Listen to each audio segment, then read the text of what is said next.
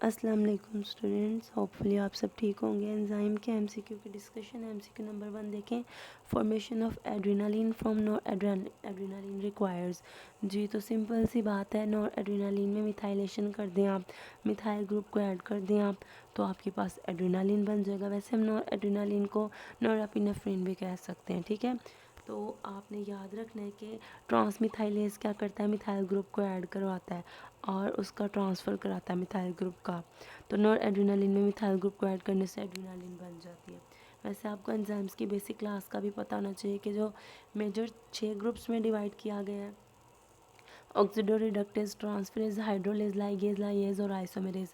जो उसके बाद हमारे पास आ जाते हैं ऑक्सीडोरिडक्टेज, उनकी फर्दर 4 सब क्लासेस होती हैं, ट्रांसफरेज की फर्दर 5 क्लासेस होती हैं और हाइड्रोलेज की फर्दर 6, ठीक है।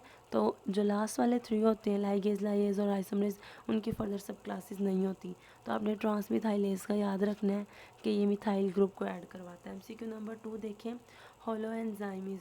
जी तो हॉलो एंजाइम वो फंक्शनल एंजाइम होता है जिसमें सब कुछ मौजूद होता है, उसका अपना होता है। यानी कि अगर आप एक एपो एंजाइम को पकड़ के उसके अंदर कोई एंजाइम को ऐड कर देते हैं तो आप हॉलो एंजाइम बना रहे हैं, और ये एक फंक्शनल यूनिट होता है, ठीक है। जबकि एपो एंजाइम के पास सब कुछ नहीं होता। तो होल एंजाइम के बारे में याद रखना है, एक फंक्शनल एंजाइम, एक कॉन्जुगेटेड एंजाइम, जिसमें एपो एंजाइम में कोई एंजाइम को ऐड कर देते हैं आप। एमसीक्यू नंबर 3 देखें, ग्लूकोजेनिक एंजाइम अमंग फॉलोइंग। जी ग्लूकोजेनिक एंजाइम का मतलब जो ग्लूकोनियोजेनेसिस में इन्वॉल्व हो। तो यहाँ पर आप देखें ग्लूकोकाइनेज देखें, पायरोवेट काइनेज और फॉस्फोफ्रुक्टोकाइनेज, ये 3 एंजाइम ग्लाइकोलाइसिस के हैं, ठीक है। तो जो रह जाता है वो एक ही है, तो वो ग्लूकोनियोजेनेसिस का हो जाएगा, मतलब वो वहाँ का होगा ना, बाकी 3 ग्लाइकोलाइसिस के हैं। जी आपको पता होना चाहिए ग्लूकोकाइनेज कब आता है ग्लाइकोलाइसिस में, जो कि साइटोसोल साइटोप्लाज्म में हो रही होती है। जी जो आपका रियली फर्स्ट स्टेप होता है ग्लूकोज से ग्लूकोज 6 फॉस्फेट के बनने का स्टेप, उसमें ग्लूकोकाइनेज या हेक्सोकाइनेज दोनों में से कोई इन्वॉल्व होता है। और उसके बाद फ्रुक्टोज फॉस्फोफ्रुक्टोकाइनेज कब इन्वॉल्व होती है, जब आप फ्रुक्टोज 6 फॉस्फेट से फ्रुक्टोज 1,6 बिस फॉस्फेट बनाते हैं, ठीक है। और पायरोवेट काइनेज हमेशा तब इन्वॉल्व होता है जब भी फॉस्फोराइलेशन करनी हो, ठीक है, यानी कि इसे फॉस्फोराइलेशन के वक़्त यूज़ किया जाता है। तो पायरोवेट काइनेज, और इसी को हम फॉस्फो ट्रांसफरेज भी कह सकते हैं। जी तो पायरोवेट काइनेज कहाँ यूज़ होता है, जब हम पीईपी फॉस्फोइनोल पायरोवेट से पायरोवेट बना रहे होते हैं। तो आपको एंजाइम्स और उनके फ़ौरन से स्टेप्स, कमिटेड स्टेप्स, मतलब वो कहाँ कहाँ यूज़ हो रहे हैं, किस किस स्टेप में, वो फ़ौरन मेमोराइज आ जाना चाहिए। अच्छा जी एमसीक्यू नंबर 4 देखिए, राइबोजाइम मैच विद। जी स्टूडेंट्स, मैंने आपको बताया था राइबोजाइम हमेशा नॉन प्रोटीन पार्ट को कहते हैं, नॉन प्रोटीन मॉलिक्यूल होते हैं और ये बिल्कुल एंजाइम की तरह एक्टिविटी करते हैं। इनके फीचर्स एंजाइम की तरह होते हैं। जो कैटालिसिस होती है बिल्कुल उसी तरह, उसी रेट पे करते हैं। बस ये क्या करते हैं, ये प्रोटीन कंटेनिंग नहीं होते, इतना सा फ़र्क होता है। बाकी सारे एंजाइम ग्लोबुलर प्रोटीन्स होते हैं। तो जी देखिए एमसीक्यू नंबर 4 की अल्फा ऑप्शन कैटालिस्ट फंक्शन, जी बिल्कुल ठीक है। नॉन प्रोटीन एंजाइम बिल्कुल ठीक है। आरएन एंजाइम बिल्कुल ठीक है, क्योंकि आपको पता होना चाहिए बहुत से आरएनए मॉलिक्यूल राइबोजाइम के तौर पे एक्ट करते हैं। जी पेंटोथेनिक एसिड रिलेट करता है किसके साथ, किस कोएंजाइम के साथ, अगर आपको पूछा जाए तो आपको पता होना चाहिए जो पेंटोथेनिक एसिड होता है वो कोएंजाइम ए के साथ रिलेट करता है, बायोटीन के साथ रिलेट करता है, ठीक है। इस तरह ही हर एंजाइम को आपको पता होना चाहिए कि थायामीन पायरोफॉस्फेट किसके साथ रिलेट करता है, वो किस विटामिन के साथ, थायामीन यानी कि B1 के साथ। तो पेंटोथेनिक एसिड के लिए तो कोएंजाइम ही है। और पायरिडॉक्सल फॉस्फेट का आपको पूछा जाए तो आपको पता होना चाहिए, पायरिडॉक्सल फॉस्फेट के लिए हम लिख सकते हैं, या थायमिन पायरोफॉस्फेट का पूछा जाए, पायरिडॉक्सल फॉस्फेट के लिए पायरिडॉक्सिन, थायमिन पायरोफॉस्फेट के लिए थायामीन, बायोटीन के लिए तो बायोटीन ही होता है, ठीक है जी। एमसीक्यू नंबर 6 देखिए, patient is suffering from deficiency of tyrosinase. जी, एंजाइम टायरोसिनेज की डेफिशिएंसी हो गई है पेशेंट के अंदर, तो ऑफ कोर्स सी बात है अब उसमें मेलानिन नहीं बनेगा। टायरोसिन से मेलानिन बनाने के लिए टायरोसिनेज चाहिए होता है। जब ये हमें नहीं मिलेगा, इसकी डेफिशिएंसी हो जाएगी, तो ऑफ कोर्स पेशेंट क्या हो जाएगा, किस डिजीज़ से सफ़र करेगा, एक्चुअली वो एल्बिनिज़म से सफ़र करेगा, यानी उसकी स्किन वाइट हो जाएगी, पिंकिश हो जाएगी, हेयर वाइट हो जाएंगे, पिगमेंट की कमी हो जाएगी मेलानिन की, तो बॉडी पे पिगमेंटेशन हो जाएगी क्योंकि मेलानोसाइट्स प्रॉपर मेलानिन नहीं बना रहे होंगे, मेलानिन रिलीज़ ही नहीं हो रही। पहली बात, टायरोसिन से बन ही नहीं रही है, ठीक है।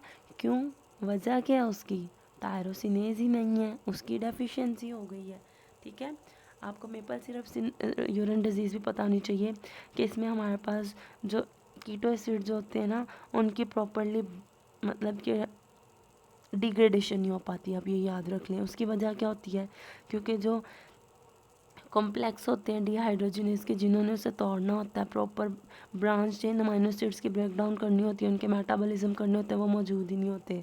Branch chain alpha keto acid dehydrogenase मौजूद नहीं होते। और फिनाइल कीटोन्यूरिया में एंजाइम फिनाइल एलानिन हाइड्रोक्सिलेज नहीं मौजूद होता, जिसकी वजह से फिनाइल एलानिन टायरोसिन में टूट नहीं पाती, ठीक है। और एल्केप्टोन्यूरिया में आपके पास टायरोसिन की डिग्रेडेशन नहीं हो पाती। तो ये आपने सारी बातें याद रखनी है। It is amount of an enzyme which catalyses a reaction rate of 1 mole of substrate per second. जी, तो ये कैटल होता है। कैटल आपने याद रखना। इधर ही अगर मैं आपसे पूछ लूँ टर्नओवर रेट क्या होता है, या आपको अगर इसका भी एमसीक्यू आ जाए कभी, तो आपको पता होना चाहिए टर्नओवर रेट हम कहते हैं कि कितने नंबर ऑफ सबस्ट्रेट मॉलिक्यूल हैं जिन पे एंजाइम ने एक्ट किया है एक सेकेंड में। वो क्या होता है टर्नओवर रेट या के कैट वैल्यू। जबकि एक्टिविटी क्या होती है, एक्टिविटी होती है कि एक डाइल्यूट सोल्यूशन में कितने यूनिट्स टोटल एंजाइम के मौजूद हैं, वो एक्टिविटी होती है। तो एंजाइमोलॉजी की लैंग्वेज में आपको कैटल का पता होना चाहिए, आपको टर्नओवर रेट का पता होना चाहिए, आपको एक्टिविटी का पता होना चाहिए। Therapeutic enzyme include. जी, थेराप्यूटिक एंजाइम में से भी एमसीक्यू पूछा जाता है समटाइम्स। आपको पता होना चाहिए स्ट्रेप्टोकाइनेज जो है ब्लड क्लॉट को डिजोल्व कराने के लिए यूज़ होता है। यूरोकाइनेज भी बिल्कुल यही काम करता है। एस्पार्जिनेज जो होता है, ये आपके पास जो ल्यूक आप कह लें कि कैंसर्स के लिए ट्रीटमेंट, कैंसर्स के ट्रीटमेंट में यूज़ होता है, ठीक है। बेसिकली लिम्फोब्लास्टिक ल्यूकीमियाज के ट्रीटमेंट के लिए, या कहीं ट्यूमर हो गया है, उन सेल्स को प्रोटीन की ज़रूरत है। एस्पार्जिन जो अमाइनो एसिड उन्हें प्रोवाइड नहीं करेगा, जिसकी वजह से वो रुक जाएगा ट्यूमर वहीं पे। आप इसको इस सेंस में भी ले सकते हैं। उसके अलावा आपने कैलिक्रिन का फंक्शन भी याद रखना है कि वो ब्लड सप्लाई को इम्पेयर करती है हर टिश्यू को। उसके अलावा थ्रोम्बिन का फंक्शन याद रखना है कि ये क्लॉटिंग करती है, यानी कि ब्लीडिंग को स्टॉप कराती है क्लॉट बना के।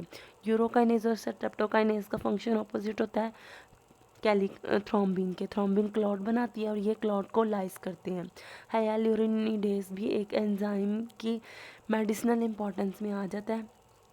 वो बेसिकली स्प्रेन वगैरह हिमाटोमास के लिए यूज़ होता है, यानी कि कोई मोच आ गई है तो आपकी स्किन को लूज़ कर देता है ज़्यादा डीपर लेयर्स तक, ताकि जो आप ऑइंटमेंट अप्लाई कर रहे हैं वो अंदर तक सरायत कर सके, पेनिट्रेट कर सके, एब्जॉर्ब हो सके, आपको जल्दी आराम आ सके, ठीक है। तो आपने क्या क्या याद रखना है मेडिसिनल यूज़ के हवाले से, स्ट्रेप्टोकाइनेज, यूरोकाइनेज, एस्पार्जिनेज, थ्रोम्बिन, उसके अलावा कैलिक्रिन और हाइयालुरोनिडेज।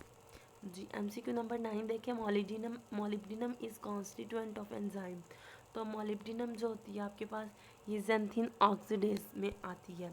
जबकि अगर मैं आपको पूछूं कि पायरोवेट काइनेज के कौन से होते हैं मेटलाइंस, या इसके लिए क्या ज़रूरी होता है, तो आप कहेंगे मैग्नीशियम और पोटेशियम। मैं पूछूं कार्बोनिक एनहाइड्रेज तो आप कहेंगे जिंक। मैं पूछूं इनोलेज तो आप कहेंगे मैग्नीशियम और जिंक, आपको अगर एमसीक्यू पूछा जाए। और यूरिएज में समटाइम्स निकल कहा जाता है, ठीक है। एमसीक्यू नंबर 10 देखिए, enzyme digesting the terminal peptide bond in a protein molecule. जी, अगर तो वो एंजाइम डाइजेस्ट कर रहा है टर्मिनल पेप्टाइड्स को, तो ऑफ कोर्स वो फिर एक एक्सोपेप्टाइडेज है। और अगर वो अंदर वाली साइड पे दो कार्बन्स के दरमियान पेप्टाइड बॉन्ड को डाइजेस्ट कर रहा है, तो वो एंडोपेप्टाइडेज है। MCQ number 11, all of the following enzyme are protein in nature except. जी, जो पेप्टाइडल ट्रांसफरेज होता है बेसिकली यूकेरियोटिक सेल में, आपको पता है एक राइबोसोम 60S का होता है, मतलब एक स्मॉलर सब यूनिट एक लार्जर सब यूनिट। तो 60S का जो राइबोसोम होता है यूकेरियोटिक सेल्स में, उसमें ये पेप्टिडाइल ट्रांसफरेज होता है और ये एक राइबोजाइम के तौर पे एक्ट करता है। और मैंने आपको अभी ऊपर वाले एमसीक्यू में आया था राइबोजाइम की डेफिनेशन, तब बताई थी कि राइबोजाइम कभी भी प्रोटीन नहीं होती, एक नॉन प्रोटीन पार्ट होता है, नॉन प्रोटीन एंजाइम होता है। ठीक है, तो पेप्टाइड ट्रांसफरेज क्योंकि एक राइबोजाइम है तो ऑफ कोर्स ये कभी भी प्रोटीन कंटेनिंग नहीं हो सकता। MCQ number 12, most of the enzyme secreted in human GIT belong to main class. जी, तो आपको पता होना चाहिए कि जीआईटी में मोस्टली जो हार्मोन सेक्रेट होते हैं वो हाइड्रोलेसिस होते हैं। हाइड्रोलेसिस क्या करते हैं जी, ये भी पता होना चाहिए। हाइड्रोलिसिस को कैटालाइज कराते हैं, ठीक है। और इसका क्या मकसद होता है, इसका मकसद हाइड्रोलिसिस को कैटालाइज कराने का मतलब कि वाटर की एडिशन करनी है सब्सट्रेट में जब भी किसी कंपाउंड की ब्रेक डाउन करनी है, ठीक है जी। एमसीक्यू नंबर 13 देखें, mitochondria of cell has enzyme of. Mitochondria जो होता है सेल का, उसमें कौन कौन से एंजाइम होते हैं। बेसिकली उसमें बीटा ऑक्सीडेशन जो फैटी एसिड्स की होनी होती है और क्रैब साइकिल, इन दोनों के ही एंजाइम मौजूद होते हैं। आपको पता है जो बीटा ऑक्सीडेशन होती है फैटी एसिड्स की, वो हम साइटोसोल में नहीं कर सकते। हम साइटोसोल में बेसिकली अपने फैटी एसिड को एक्टिवेट तो कर देते हैं, फैटी एसिड से फैटी एसाइल कोए में कन्वर्ट कर देते हैं। अगर आप स्पेसिफिकली बात करें तो चले पाल्मिटिक एसिड को पाल्मिटाइल को एंजाइम में कन्वर्ट कर देते हैं थायोकाइनेज की हेल्प के थ्रू। थायोकाइनेज एंजाइम होता है उस रिएक्शन का। तो थायोकाइनेज को अपना काम करने के लिए एक अदद एटीपी और एक एंजाइम ये चाहिए होता है, वो खुशी खुशी उसे कन्वर्ट कर देता है एक्टिव फॉर्म में। मगर मसला ये आता है कि माइटोकॉन्ड्रिया में सारे के सारे फैटी एसिड ऑक्सीडेशन के एंजाइम पड़े होते हैं जो बीटा ऑक्सीडेशन होनी होती है। इसलिए हमें क्या करना पड़ता है, हमें अपना जो असाइल था, फैटी असाइल को एक्टिव फॉर्म थी, उसको माइटोकॉन्ड्रिया तक कार्निटीन शटल के थ्रू लेके जाना पड़ता है, क्योंकि हम डायरेक्ट तो लेके जा नहीं सकते। इनर मेम्ब्रेन बहुत ज़्यादा स्टबबोर्न और ज़िद्दी होती है, वो नहीं इस तरह आने देती। तो हम कार्निटीन शटल का सहारा लेते हैं, कार्निटीन के थ्रू से अंदर ऐड करवाते हैं। और क्रैब साइकिल भी याद रखना है कि माइटोकॉन्ड्रिया में ही हो रहा होता है, ठीक है। तो क्रैब साइकिल और बीटा ऑक्सीडेशन इसके राइट ऑप्शन है जी। एमसीक्यू नंबर 14 देखें, काइनेटिक इफेक्ट जो होता है प्योरली कॉम्पिटिटिव इनहिबिटर का। तो मैंने आपको लेक्चर में भी बहुत अच्छे से ये चीज़ें एक्सप्लेन करके समझाई थी कि कॉम्पिटिटिव इनहिबिशन में क्या होता है, आपके पास बहुत ज़्यादा स्ट्रक्चरल सिमिलैरिटी होती है सबस्ट्रेट की इनहिबिटर के साथ। इनहिबिटर बहुत ज़्यादा स्ट्रक्चरली सिमिलर करता है सबस्ट्रेट के साथ, इसलिए बहुत ज़्यादा चांसेस होते हैं वो एक्टिव साइट पे जाके अटैच हो जाए। तो हमें उसको क्या करना पड़ता है, हमने अगर उसको रिवर्स करना हो या हमने इस चीज़ से बचाना हो तो हम Km की वैल्यू ज़्यादा कर देते हैं, या हम ये कह देते हैं कि कॉम्पिटिटिव इनहिबिशन में Km की वैल्यू ज़्यादा होती है। Km क्या होता है, बेसिकली माइकलिस कांस्टेंट है, उस मॉडल का कांस्टेंट है, और इसे हम सबस्ट्रेट कॉन्सेंट्रेशन भी कह सकते हैं जिसमें V मैक्सिमम 50% अचीव हो जाता है। तो सिंपल सबस्ट्रेट की कॉन्सेंट्रेशन ज़्यादा करनी होती है हमने, और V मैक्सिमम का कोई इससे लेना देना नहीं, कोई ख़ास इफेक्ट नहीं होता उसके पास उसके ऊपर कि हम कहें बहुत ज़्यादा हो गया बहुत कम हो गया, नहीं ऐसा नहीं होता। आपको जब भी कॉम्पिटिटिव का पूछा जाता है ना, तो आपको Km का बढ़ाना बताना होता है कि Km बढ़ गया है। ऐसे ही अगर आपको नॉन कॉम्पिटिटिव का पूछा जाए तो आपने याद रखना है V मैक्सिमम कम हो जाता है वहाँ पे, क्योंकि आपको पता है वहाँ पर जो एक्टिव एंजाइम रिएक्शन है वो तो होता ही नहीं, वहाँ पे एंजाइम की एक्टिविटी इतनी कम हो जाती है क्योंकि वहाँ पे एलोस्टेरिक साइड भी इन्वॉल्व हो जाती है। तो जो इनहिबिटर्स होते हैं वो हमारी एलोस्टेरिक साइड पे आकर अटैच होना स्टार्ट हो जाते हैं, कोफैक्टर की साइड पे, कोएंजाइम की साइड पे, जिसकी वजह से बहुत एंजाइम फैडअप हो जाता है, उसकी वर्किंग स्लो हो जाती है, ठीक है। तो आपने याद रखना है Km किस में बढ़ता है, इन कॉम्पिटिटिव इनहिबिशन में। उसके रीज़न भी आपको पता है कि हमने सबस्ट्रेट ज़्यादा से ज़्यादा प्रोवाइड करने होते हैं कि चांसेस बढ़ें कि एक्टिव साइट के साथ हमारी सबस्ट्रेट ही अटैच हो। मैं आपको इसी वर्डिंग में एक्सप्लेन कर रही हूँ, बेसिकली ऐसा होता नहीं है, मतलब समझने के लिए इनफ कॉन्सेप्ट है आपका, इंशाल्लाह भूलेगा नहीं आपको। और नॉन कॉम्पिटिटिव में क्या होता है, वी मैक्सिमम कम हो जाता है, हमारी मैक्सिमम वेलोसिटी बहुत बहुत बहुत लेट अचीव होती है, और आप कह लें अचीव होती भी नहीं सम टाइम, क्योंकि एलोस्टेरिक साइट इन्वॉल्व है ना। और जो अनकॉम्पिटिटिव इनहिबिशन होती है उसमें आपने याद रखना है दोनों ही डिक्रीज़ हो रहे होते हैं। मैंने आपको बताया था कि अनकॉम्पिटिटिव में आपने जस्ट ये याद रखना है कि इनहिबिटर हमेशा एंजाइम सबस्ट्रेट कॉम्प्लेक्स के ऊपर जाकर लगता है, डायरेक्ट एंजाइम के ऊपर नहीं। तो उसमें ये दोनों चीज़ें डिक्रीज़ होती हैं। MCQ number 15 and last one देखें, synthesis of tyrosine from phenylalanine. Tyrosinase नहीं है, ये टायरोसिन है। तो टायरोसिन फिनाइल एलानिन से बनता है किस एंजाइम की मौजूदगी में। अब आप कह रहे होंगे अपने माइंड में, ओहो, इसमें तो फिनाइल एलानिन हाइड्रोक्सिलेज यूज़ होता है, जिसकी तो ऑप्शन नहीं है। देखें, हाइड्रोक्सिलेज, फिनाइल एलानिन हाइड्रोक्सिलेज माना एंजाइम है, उसकी पीछे से क्लास कौन सी आ रही है, वो किस सब क्लास से बिलोंग कर रहा है, तो आपको ये पता होना चाहिए। वो पीछे से बेसिकली ऑक्सीडो रिडक्टेसी से बिलोंग कर रहा है, और ऑक्सीडो रिडक्टेसिस की भी तो फर्दर 4 टाइप्स हैं, ऑक्सीजनेज, ऑक्सीडेज, डिहाइड्रोजिनेज और पेरोक्सीडेज। तो वहाँ से वो ऑक्सीजनेज से बिलोंग कर रहा होता है। बेसिकली इसका फंक्शन क्या होता है, इसका फंक्शन होता है कि इसने ऑक्सीजन को इनकॉर्पोरेट करना होता है सब्सटेंसेस के अंदर, सबस्ट्रेट्स के अंदर।